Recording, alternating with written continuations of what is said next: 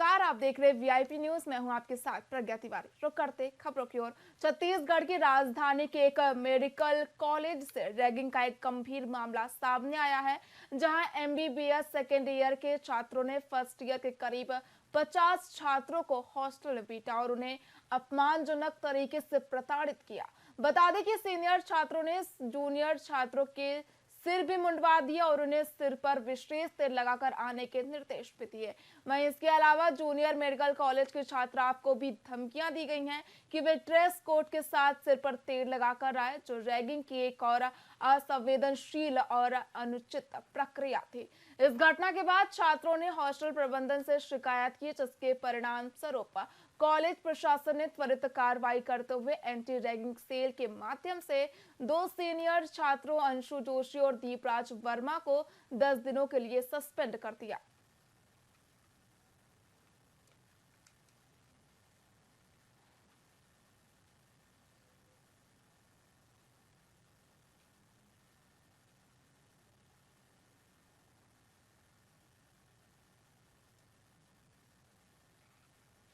छत्तीसगढ़ के उप मुख्यमंत्री अरुण साव ने पत्रकार वार्ता की। इस दौरान डिप्टी सीएम ने कांग्रेस के बयानों पर चुटकी ली और कहा कि कांग्रेस मुंगेरी लाल के हसीन सपने देख रही है। उन्होंने कहा कि रायपुर दक्षिण सीट पर भाजपा की जीत तय है, कांग्रेस के सारे दावे खोखले हैं और बीजेपी प्रचंड मतों से जीत दर्ज करेगी।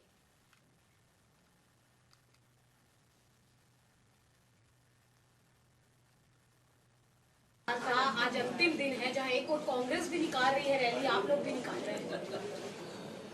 रायपुर दक्षिण विधानसभा का उपचुनाव 13 नवंबर को मतदान होना है। आज प्रचार का जोर शोर होगा। आज पार्टी रोड शो करने वाली है और निश्चित रूप से रायपुर दक्षिण चुनाव का प्रचार प्रसार जोर शोर से चल रहा है।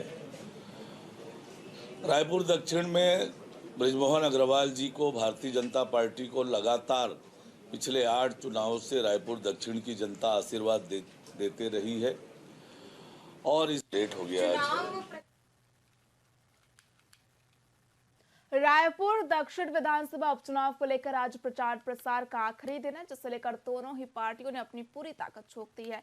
इसी कड़ी में दीपक बैज ने प्रेस कॉन्फ्रेंस कर कहा कि कांग्रेस ने इस बार रायपुर दक्षिण विधानसभा उपचुनाव में जीतने के लिए अपनी पूरी ताकत झोंक दी है और जनता भी इस बार बदलाव के मूड में है।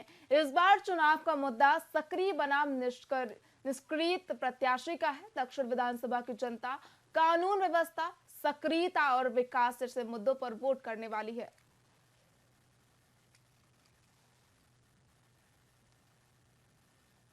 से बिखराव दिखा है, गुटबाजी चरम पर दिखा है और तमाम विधायक, मंत्री से लेकर बड़े नेता एक तरफ और सिर्फ एक खेमा ही चुनाव लड़ते दिखा है। चुनाव अभियान के दौरान जनता का रुख साफ तौर पर दिखा है कि जनता इस समय दक्षिण विधानसभा उपचुनाव में बदलाव के लिए आतुर है। इस चुनाव में हमारा मुख्य मुद्दा रहा है कि सरकार की 10 महीने की नाकामी, लूट, हत्या, चोरी, डकैती, महिलाओं पर अत्याचार, बलात्कार और चाकूबाजी, गोलीबारी, कुल मिलाकर बढ़ते अपराध छत्तीसगढ़ की जनता के लिए सबसे बड़ा चिंता का विषय बना हुआ है। पूरी तरह से कांकेर बस्तर के अंदरूनी इलाके में ग्रामीण अक्सर सुरक्षा बलों के कैंप का विरोध करते हैं। जवानों पर तरह तरह के आरोप भी लगाए जाते हैं। इसी बस्तर संभाग के पखांजूर इलाके से एक अलग ही तस्वीर निकलकर सामने आई है, जहां ग्रामीण कैंप के वापस जाने का विरोध कर रहे हैं। दरअसल पखांजूर से 80 किलोमीटर दूर लोहत्तर थाना अंतर्गत जाड़े कुर्सी में सीएएफ का कैंप है और इस कैंप के वापस जाने की सूचना ग्रामीणों को रात में मिली और तड़के सुबह पूरे गांव के ग्रामीण कैंप के सामने बैठ के और ग्रामीणों ने कैंप के वापस न जाने की मांग की है। उनका कहना है कि कैंप के खुलने से क्षेत्र में काफी विकास के साथ खुशहाली और बदलाव हुए हैं। सड़कें बनी हैं, लोग नौकरी कर रहे हैं, सेना और पुलिस में युवा चयन हो रहे हैं, इसके साथ ही तैयारी भी कर रहे हैं। ये सब कैंप के खुलने से संभव हुआ है, लेकिन कैंप के वापस जाने से सालों पुराना लाल आतंक साया फिर से लोगों की जान लेने लगा है। मेरे यहाँ को जो लड़का काम करता ना खिल्लू, वो खाना खाने आया था, तो मेरे फ़ोन करके बताया, फिर मैं दुकान से आया, फिर देखा कि झिल्ली में पूरा ढका हुआ था, ब्लड ही ब्लड था। उसके बाद में खाना में फ़ोन लगाया, वो बच्चा था। दानी टोला शीतला मंदिर के पास अज्ञात शिशु के मिलने की सूचना पर पुलिस टीम भेजी गई थी, जो वहां पर मौके पर जाकर मृत हालत में बच्चा जो पाया गया, जिसे मौके पर ही मर्ग पंचनामा कार्रवाई की गई है और उसके पश्चात जो है पीएम के लिए भेजा गया है। पीएम रिपोर्ट अभी अप्राप्त है। किसके द्वारा उस नवजात शिशु को फेंका गया है, इसके लिए आसपास के सीसीटीवी फुटेज को खंगाला जा रहा है और जैसे ही उसमें अज्ञात माता पिता के बारे में पता चलेगा तो उसके आधार पर वैधानिक कार्रवाई की जाएगी। छत्तीसगढ़ के पूर्व मुख्यमंत्री भूपेश बघेल ने एक प्रेस कॉन्फ्रेंस के दौरान भाजपा सरकार पर तीखा हमला बोला।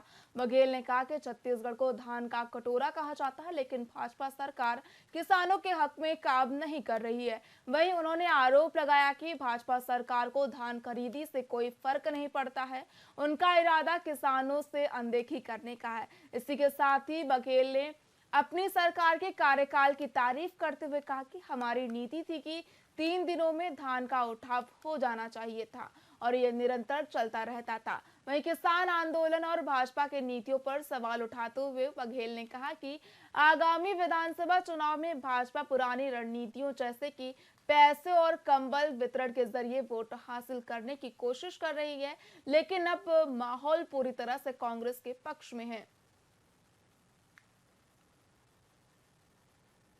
महाविकास आघाड़ी पूर्ण बहुमत के साथ सरकार बनाई। अब ये लोग फिर से वही काटने बांटने की बात कर रहे हैं। इनके पास कुछ है भी नहीं, आता भी कुछ नहीं और इसी प्रकार से बात करते रहते हैं। अभी अब झारखंड में कह रहे हैं वहां घुसपैठ है। आपको याद होगा इसी रायपुर में ब्रिजमोहन अग्रवाल जी विधानसभा हल्ला करते थे, यहाँ रोहिंग्या बसा रहे हैं। अब उनकी सरकार है, कितने रोहिंग्या आइडेंटिफाई किया और कितने बाहर किए, और इसी प्रकार से पूरे प्रदेश में कितने घुसपैठिए आए और सरकार ने आइडेंटिफाई किया और कितने बाहर किए। अब यहाँ कोई बात नहीं कर रहे हैं, 11 महीने सरकार में। चुनाव पहले ये बात करते थे, अब झारखंड में वही बात, वहां के छोटे से भाजपा कार्यकर्ता लेकर प्रधानमंत्री तक ये बात बोल रहे। और घुसपैठिया यदि आया तो इसकी जिम्मेदारी किसकी है? भारत सरकार की। हमारी सीमा लगती है क्या? ये देश की सीमा लगती नहीं। महाविकास आघाड़ी दक्षिण विधानसभा उपचुनाव को लेकर आज प्रचार का अंतिम दिन है। ऐसे में भाजपा प्रचार प्रसार में पूरी ताकत झोंकते हुए नजर आ रही है। इस बीच स्वास्थ्य मंत्री श्याम बिहारी जायसवाल ने पत्रकार वार्ता की, जिसमें उन्होंने सरकार के 1 साल पूरे होने पर अपनी उपलब्धियां गिनवाई। इसके साथ ही उन्होंने कहा कि सरकार ने इन 11 महीनों में जनहित टिकरी की, जिसे जन जन तक पहुंचाया जा रहा है। बता दें कि दक्षिण विधानसभा उपचुनाव को लेकर कांग्रेस और भाजपा दोनों ही अपनी पूरी ताकत झोंकते हुए नजर आ रही हैं।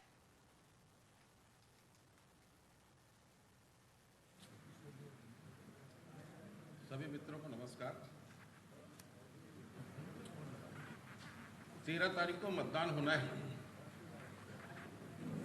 आज शाम 6 बजे के बाद प्रचार बंद हो जाएगा और उसके पूर्व भारतीय जनता पार्टी के प्रत्याशी सुनील सोनी के समर्थन में एक भव्य रोड शो का आयोजन है जो दोपहर 2 बजे जय स्तंभ चौक से प्रारंभ होकर शाम को 5:30 बजे कटोरा तालाब पे उसका समापन होगा। रायपुर दक्षिण की जनता ने माननीय बृजमोहन जी को 8 बार आशीर्वाद दिया और उनकी कार्य क्षमता, उनके जनसंपर्क को देखते हुए पार्टी ने एक बृहद क्षेत्र में काम करने का अवसर देकर लोकसभा में भेजा है। प्रचार का समापन का आज आखिरी तिथि है और कुछ ही समय बाद हम लोगों के रोड शो प्रारंभ हो रहे हैं जिसको माननीय मुख्यमंत्री जी करेंगे। आज मैं इस अवसर पर ज़्यादा विस्तार में नहीं जाते हुए कहना चाहूँगा कि हमारी जो सरकार के 1 साल भी अभी पूरे नहीं हुए हैं, इन सब कम समयों में जितना हमने किया, सरकार की उपलब्धि को जन जन तक पहुंचाने का काम हमारे माननीय 7 मंत्रियों ने, माननीय दोनों उप मुख्यमंत्री, माननीय मुख्यमंत्री जी और 18 हमारे विधायक साथी इस प्रचार प्रसार में लगातार जनता के बीच जाकर सरकार की उपलब्धियों को बताने के साथ साथ हमारे प्रत्याशी के पक्ष में प्रचार प्रसार करने का काम किए। साथ ही सभी प्रदेश के हमारे पदाधिकारी और रायपुर संभाग के और विशेष रूप से रायपुर दक्षिण के कार्यकर्ताओं ने पूरी ताकत के साथ इस चुनाव अभियान में भाग लिया। सभी मित्रों को नमस्कार। 13 तारीख को मतदान होना है। रायपुर के खमारडीह इलाके में हुए सनसनीखेज मर्डर मामले में पुलिस ने हत्या की गुत्थी सुलझा ली है और आरोपी को चंडीगढ़ से गिरफ्तार कर लिया है। बताया जा रहा है कि आरोपी मुकेश कुमार बुजुर्ग दंपत्ति का किराएदार था और दिवाली की एक रात पहले बुजुर्ग दंपत्ति के साथ उधार के पैसों को लेकर आरोपी का विवाद हुआ था, जिसके बाद आरोपी ने अपना आपा खो दिया और पास ही रखी हुई नटराज की मूर्ति से बुजुर्ग दंपत्ति पर हमला बोल दिया, जिसमें पति की मौत हो गई और पत्नी बेसुध हालत में पड़ी थी, जिसे पुलिस ने इलाज के लिए अस्पताल भेज दिया है। मिली जानकारी के मुताबिक आरोपी हत्या के बाद से ही लगातार देश के अलग अलग शहरों में छिपता फिर रहा था, जिसे रायपुर पुलिस ने चंडीगढ़ से पकड़ा है।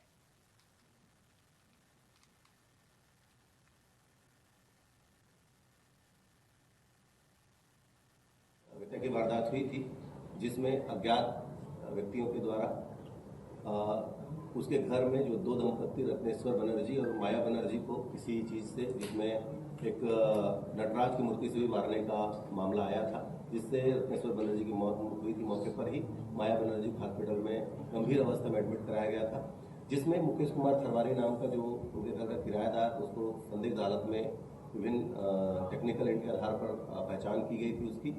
उसके लिए टीम यहाँ से रवाना हुई थी। टीम ने चंडीगढ़ से उसको पकड़ के लाया है। पूछताछ करने पर उसने बताया कि वो 20 से 25 हज़ार रुपये उधारी लिया हुआ था रत्नेश्वर बनर्जी से। उसी को वो उस दिन मांग रहे थे। हत्या की वारदात हुई। रायपुर दक्षिण विधानसभा उपचुनाव के प्रचार का अंतिम दिन है। प्रचार प्रसार बंद हो जाएगा। वहीं मुख्यमंत्री विष्णुदेव साय ने दक्षिण विधानसभा भाजपा प्रत्याशी सुनील सोनी के पक्ष में मेगा रोड शो किया। मेगा रोड शो का शुभारंभ जय स्तंभ चौक में शहीद वीर नारायण सिंह की प्रतिमा पर माल्यार्पण के साथ प्रारंभ हुआ। इस मौके पर मुख्यमंत्री ने विजय रथ में सवार होकर रोड शो किया और भाजपा प्रत्याशी सुनील सोनी के पक्ष में प्रचार प्रसार कर लोगों से मतदान की अपील की।